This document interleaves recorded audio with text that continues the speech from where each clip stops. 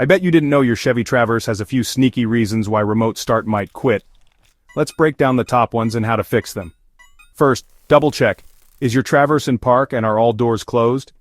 If not, remote start won't work, even if everything else is perfect. Next, look at your check engine light. If it's on, remote start gets disabled automatically. You'll need to scan for trouble codes and fix the issue before remote start works again. Don't forget your key fob battery.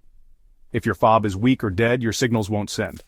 Swap that battery. It's a quick fix most people miss. Also, is your hood fully closed?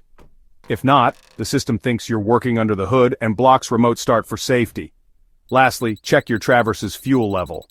Super low fuel? Remote start won't kick in, another safety feature to prevent running out of gas. If you've tried all these steps and it still won't work, it might be time to visit your dealership for a deeper look. That's it, simple checks, quick fixes, and you'll be back to remote starting your Chevy Traverse in no time.